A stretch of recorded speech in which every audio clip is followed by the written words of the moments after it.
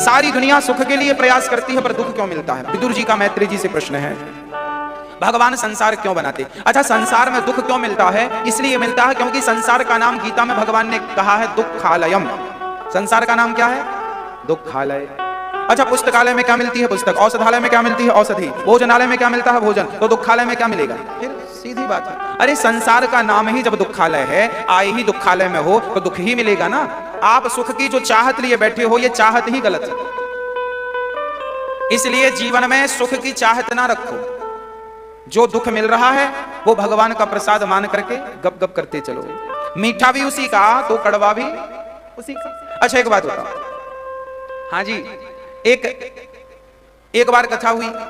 कथा में सबको आखिरी दिन ककड़ी का प्रसाद बांटा गया। जब ककड़ी लेकर भगत लोग जाने लगे तो एक सज्जन के हाथ में ककड़ी थी, वो कड़वी थी। कड़वी ककड़ी जब वो खाया तो कड़वी लगी, थू थू थू थू करके फेंक दिया। उसके पीछे एक भगत, वो भी कथा से लौट रहा था, उसके हाथ में भी ककड़ी थी। पर जब उसने देखा कि सामने वाले ने ककड़ी फेंक दी तो उसने उस फेंकी हुई ककड़ी को उठाया, धुला और खाने लगा। तो आगे वाला बोला, क्यों भाई, ये ककड़ी कड़वी है, तेरे हाथ में ऑलरेडी अच्छी ककड़ी है, मीठी, तो ककड़ी कड़वी वाली क्यों खाता है? मुझे तो कड़वी मिली थी, आज तो मैंने फेंक दिया।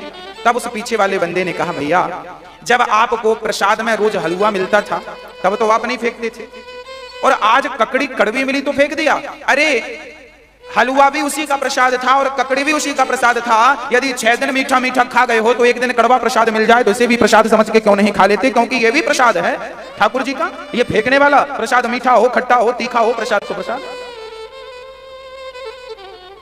अब क्या हुआ? अब यह हुआ कि जीवन में आपको बहुत सुख मिला है। यदि जीवन के एकाध पड़ाव में कहीं कहीं दुख मिल जाए तो ये मत कहा करो कि हमें बहुत दुख मिला। आप लोग ये कहा करते हैं हम बहुत दुखी हैं। आज सारी माताओं की प्रॉब्लम क्या है? महाराज जी हम बहुत दुखी हैं, महाराज जी हम बहुत दुखी। अच्छा ये बताओ, क्या आप उतने दुखी हैं जितना सीता माता दुखी थी? जब राम ने उन्हें गर्भावस्था में, वो वनवास चली गई माता सीता, तो माता सीता ने गर्भावस्था में जब अपने अयोध्या को छोड़कर जंगल में लकड़ी काटती हैं, अपने हाथ से रोटी बनाती हैं, लवकुश का पालन करती हैं। अब बताइए, जितना कष्ट माता सीता ने उठाया उतना कष्ट आज की नारी, किसी एक नारी के ऊपर इतना कष्ट हो तो बताओ? बोलो। आपके तो कपड़े धुलने वाले भी लोग लगे हैं, झाड़ू पोंछा करने वाले लोग भी लगे हैं, बर्तन धुलने, फिर भी कहती हो हम दुखी हैं, बहुत दुखी हैं। पता नहीं काय का दुख। हाँ? अच्छा, आपको दुख इसलिए लगता है क्योंकि आपके अंदर सहनशीलता नहीं। आपको ना बिल्कुल सहन नहीं होता। अब छोटी छोटी बातों को लेकर आप झगड़ा करने लग जाते हैं, यही आपके दुख का कारण है। सच कहूं तो दुख किसी के जीवन में नहीं है। और देखो भाई, सामान्य दुख तो सबके पास होंगे ही, शरीर तो दुख की खदान है।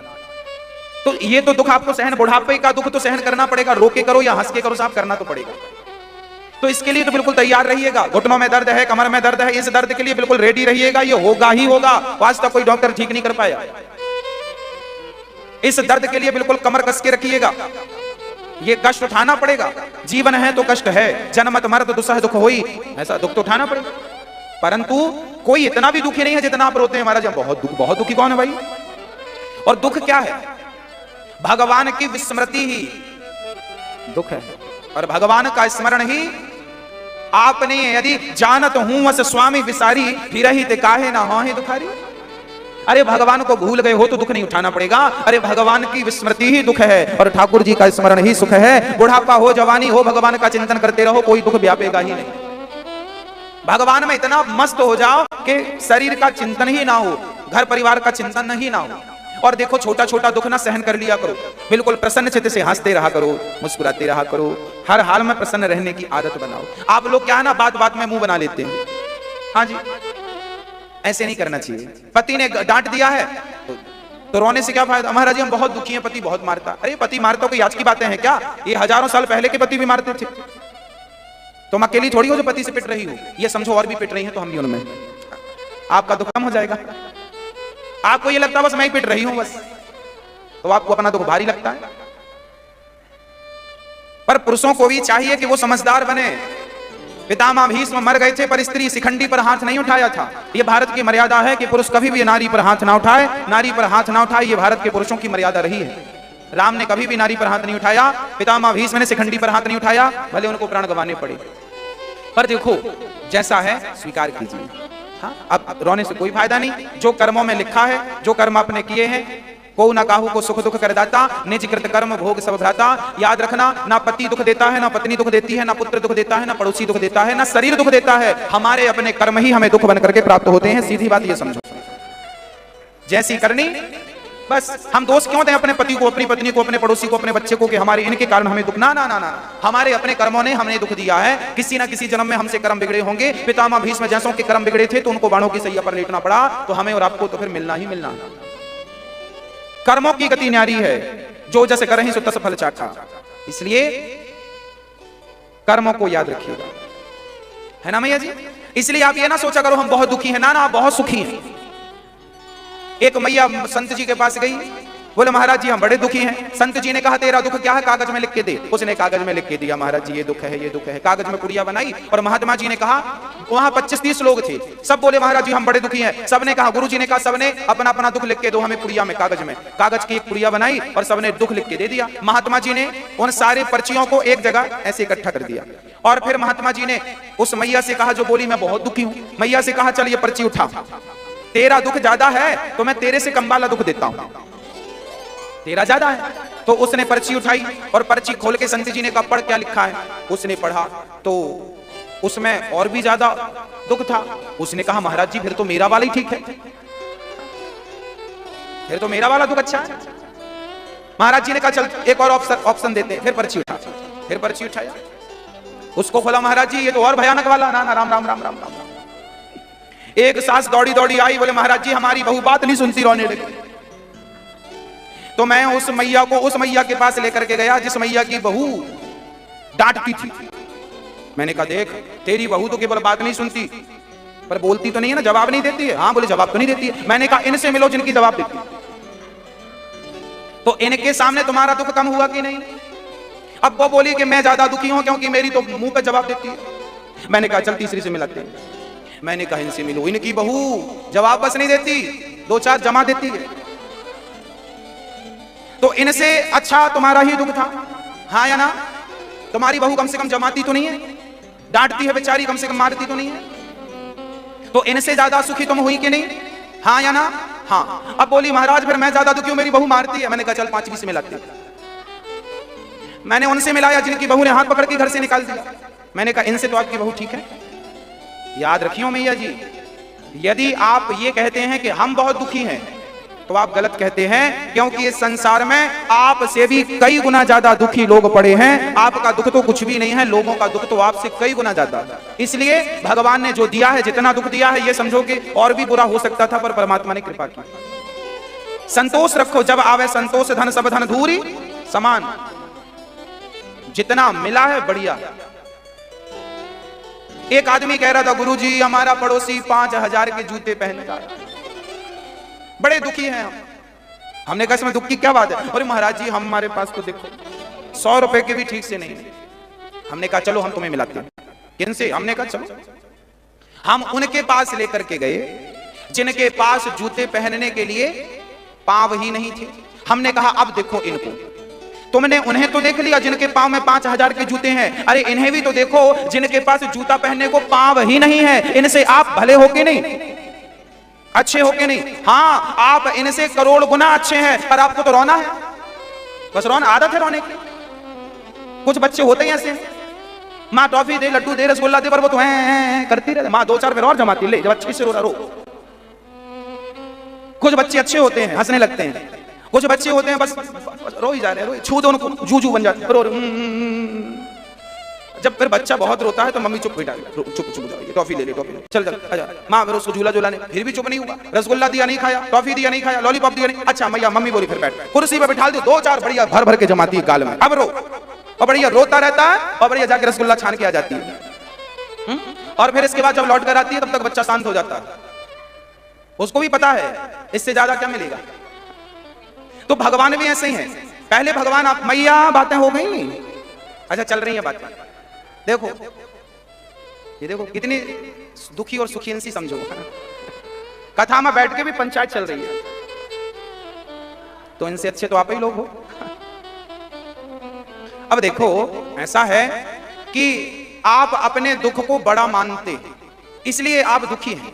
आप ये समझो कि आप बहुत सुखी हैं, आप बहुत अच्छे हैं, आपसे अच्छा कोई नहीं है। आपको जो विधाता ने दिया उसमें संतोष रखो, सुखी रहो। आपके पास पांव है ना चलने को। एक लंगड़ा बोला मैं बहुत दुखी हूं, एक पांव, वैसाखी एक पांव था और दूसरे पांव से लंगड़ाता हुआ चल रहा था। एक पांव था ही नहीं, एक ही पांव से चलता वैसाखी लेकर, वैसाखी लेके। वो बोला महाराज जी मैं ही सबसे दुखी हूं, मैंने भगवान का क्या बिगाड़ा, भगवान ने मेरा पांव छीन लिया। मैंने कहा रोता क्यों है, चल मैं तुझे मिलाता, अभी तो सुखी हो जाएगा। कहां चले, हमने कहा चल हम उसके पास ले गए जिसके दोनों पांव नहीं थे। तो जिनके दोनों पांव नहीं है उनसे ये एक पांव वाला अच्छा है कि नहीं, बोलो। हाँ अब बताओ आप लोग दुखी हैं कि नहीं, नहीं ना। अरे भाई आपके पास अपनी आंखें हैं, अपने कान हैं, अपने हाथ हैं, अपने पांव हैं, आप बुढ़ापे में भी अपना काम कर लेती हो, गिलास भर पानी पी लेती हो, यही आपकी अमीरता है। आप बहुत अमीर हो कि अपने हाथ से गिलास भर पानी लेके पीते हो। गरीब वो लोग हैं जो अपने हाथ से गिलास भर पानी भी नहीं पी पाते, उनसे अच्छे। अब आप लोग ना हर चीज पैसों से तौल कर देखते हैं, पैसा जिनके पास है वो बड़े आदमी है, जिनके पास पैसा नहीं आप गरीब मानते अपने आप को। आप गरीब गरीब कुछ नहीं है, बने गरीब हैं आप। एक सज्जन हमसे बोले महाराज जी हम बहुत गरीब हैं। हमने कहा कितने, बोले बहुत गरीब हैं। हमने कहा सुन तू बड़ा आदमी बनेगा, हाँ हाँ बनूंगा। मैंने कहा चल अपनी दोनों आंखें बेच दे, अभी तेरे को 80 लाख रुपए मिल जाएंगे। एक आंख 40 लाख की बिक जाएगी, दोनों 80 लाख। अरे महाराज जी आंखें बेचूंगा, देखूंगा कैसे। मैंने कहा कोई बात नहीं, अपनी किडनियां बेच दे दोनों, एक 80 लाख की बिकेगी, 1 करोड़ 60 लाख हो जाएंगे। अरे महाराज जी किडनियां बेचूंगा तो मर नहीं जाऊंगा। मैंने कहा कोई बात नहीं, घुटने बेच डाल। अरे महाराज जी मर जाऊंगा। मैंने कहा चल हाथ बेच दे। महाराज जी फिर पैसे कैसे गिनूंगा। मैंने कहा कि पूरा शरीर बेच दे। महाराज जी शरीर बेचूंगा तो पैसों का क्या करूंगा। मैंने कहा तू पागल। बोले कैसे। मैंने कहा कि जिसके पास करोड़ों का शरीर हो, जिसके पास करोड़ों की प्रॉपर्टी चलती फिरती हो, वो कहता है मैं गरीब हूं। किस एंगल से गरीब है ये तो बता, कहां गरीब है तू। आपकी आंखों की कीमत क्या है शायद आपको पता नहीं है, मिल गई है ना इसलिए उसकी वैल्यू नहीं। जिनकी नहीं है उनसे जाकर पूछो कि इन आंखों की कीमत क्या होती है। भगवान ने दिया है तो वैल्यू नहीं है तुम्हें। एक रोटी की कीमत क्या होती है ये भी तुम्हें नहीं पता। जो भूख से मर रहे हैं उनसे जाकर पूछो कि रोटी की कीमत क्या होती है। आपको सब कुछ मिल रहा है इसलिए आपको कीमत नहीं है और रो रहे हैं भगवान ने दुख दिया, भगवान ने दुख। काहे का दुख दिया भगवान ने क्यों दुख दिया। भगवान थोड़ी दुख देते हैं, आपके अपने कर्मों ने दुख दिया है। किसी जन्म में गलत कर्म किए होंगे तो आज भोगने को मिल रहा। किसी को दोष मत दीजिए। एक माँ एक स्त्री गुरुजी के पास चली गई। गुरुजी मैं बहुत दुखी हूँ। क्यों दुखी हो। बोले मेरा पति बहुत मारता है, शराब पी के। मैं तो आरती उतारती हूँ, जय पति देवा जय, आता तो एक थप्पड़ जमाता। गुरुजी ने कहा खाना देता है। बोले हाँ देता है। गुरुजी बोले जा, चली गई। दूसरे दिन फिर आई। गुरुजी आज बहुत मारा, देखो यहाँ पे मारा। गुरुजी ने कहा खाना दिया, हाँ हाँ दिया। गुरुजी बोले जाओ। तीसरे दिन फिर रोती रोती आई। गुरुजी आज पति ने बहुत मारा, देखो आज यहाँ तो बिल्कुल रक्त गिरने लगा, खून गिरने लगा, इतना मारा है। गुरुजी ने कहा खाना दिया। उसने कहा महाराज खाना देता है, मारता क्यों है ये बताओ। रोज पूछते हो खाना दिया, खाना हाँ देता है, रोज देता है, पर मारा क्यों ये बताओ। गुरुजी ने कहा देवी आपका पति इसलिए मारता है क्योंकि पिछले जन्म में आप इसे मारती थी। अरे मैं मारती थी, मैं क्यों मारूंगी। हाँ पिछले जन्म में तुम इसकी सौतेली माँ थी। कौन थी। सौतेली माँ। तुम इस बच्चे को मारती थी और मारती बस नहीं थी, हाथ पांव बांध के इसे फेंक देती थी धूप में और इसे दिन भर पानी नहीं पिलाती थी, रोटी 2-2 दिन तक नहीं देती थी। पर फिर भी देखो तुमने इसे पिछले जन्म में भूखा रखा और फिर भी इस जन्म में कम से कम तुम्हें रोटी तो दे रहा है। इसलिए मैं पूछता था रोटी दे रहा है कि नहीं। मार रहा है वो तो हिसाब चल रहा तुम्हारा। उतने ही थप्पड़ मारेगा जितने तुमने मारे। ब्याज सहे थोड़ा सा ब्याज भी मिलेगा। तुमने थोड़ा ऐसे मारे हो तो वो और चट्ट से मारेगा, तेज वाला। तो ब्याज तो मिलेगा पर उतने ही थप्पड़ पड़ेंगे जितने आपने उसे जड़े थे। तो ये देखो आप पड़ोसी को तो छोड़ के चले जा सकते हैं, रिश्तेदारों का त्याग कर सकते हैं, पर पति का त्याग कैसे करेंगे। अरे आपके पिछले जन्म के कर्मों के कारण ही आपको अच्छा पति और बुरा पति मिलता है, अच्छी पत्नी और बुरी पत्नी मिलती है, अच्छा बेटा और बुरा बेटा मिलता है। जब आपके जीवन में दुख आए तो आप किसी को दोषी ना मानते हुए आप ये समझना कि कर्म बिगड़ गए थे तो अब नहीं बिगड़ना, अब अच्छे कर्म करते चलो ताकि आगे आपका अच्छा हो जाए। अरे जो कल किया था वो आज मिल रहा है, जो आज करोगे वो कल मिलेगा। तब फसल बोई थी तो आज काट लिया, आज बोए तो 4 महीने बाद काटेंगे। एक सज्जन बोले गुरुजी मैं नहीं मानता पिछला जन्म अगला जन्म। मैंने कहा मानो ना मानो। देखिए कोई कहे महाराज जी मैं मानता नहीं इन बातों को, देखिए माने ना माने क्या फर्क पड़ता, मत मानिए ना। कैसे गरज पड़ी है कि आप मानिए। भगवान थोड़ी कहते हैं कि हमारी बात मानो, भगवान ने तो सिद्धांत दे दिए मानो ना मानो अपने कर्मों का फल भोगोगे।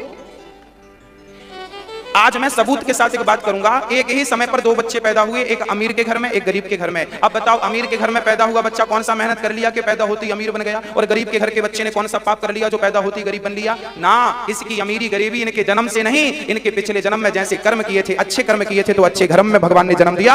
आपने बुरे कर्म किए थे तो जाओ, रोटी को भी महंगे रहोगे, दो दो रोटी को तरसना पड़ेगा, तड़पना पड़ेगा, तब मेहनत करोगे तब तुम्हें दो रोटी मिलेंगी।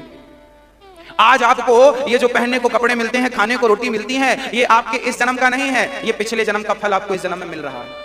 कई बार कुछ लोग ऐसे होते हैं जो दिन भर मेहनत करते हैं, मजदूर दिन भर मेहनत करता है, 8 घंटा काम करता है मजदूर, तब 200 रुपए मिलते हैं, 300 रुपए मिलते हैं, 400 रुपए मिलते हैं, 500 रुपए मिलते हैं, हाँ या ना? और आप लोग मेहनत नहीं करते, बड़े बड़े लोग, बड़े बड़े करोड़पति उद्योगपति लोग मेहनत ज्यादा नहीं करते, एसी में बैठे रहते हैं, कंप्यूटर चला लेते हैं, थोड़ा सा साइन कर लेते हैं, देख रेख कर लेते हैं, बस फैक्ट्रियां चल रही हैं, लाखों रुपए रोज आ रहा है। क्यों आ रहा है? बिना मेहनत के एक के घर में आ रहा है, और एक दिन भर पिरा जा रहा है, मरा जा रहा है, फिर भी उसके घर 500 से ज्यादा नहीं आता। कारण क्या है? अरे पिछले जन्म का तुम्हारा पुण्य इस जन्म में तुम्हें दे रहा है सब कुछ, और पिछले जन्म के पाप तुम्हें इस जन्म में तरसा रहे हैं, तड़पा रहे हैं। भगवान ने मनुष्य का तन दिया तो है, पर अब इस तन से अच्छा करना है कि बुरा करना है, मर्जी आपकी। दोस्त पड़ोसियों को, पति को, पत्नी को, परिवार को, पुत्र को मत दीजिए। आप ही अपने सारे दुखों के दोषी हैं। मेरे जीवन का दुख यदि मुझे मिला है तो उस दुख का दोषी मैं स्वयं हूं। मेरे पाप का दोषी मैं हूं और मेरे पुण्य का भी मैं हूं। इसलिए गोस्वामी जी लिख रहे हैं, लक्ष्मण जी कह रहे हैं, को न काहू को सुख दुख कर दाता, निज कृत्य कर्म भोग सब था।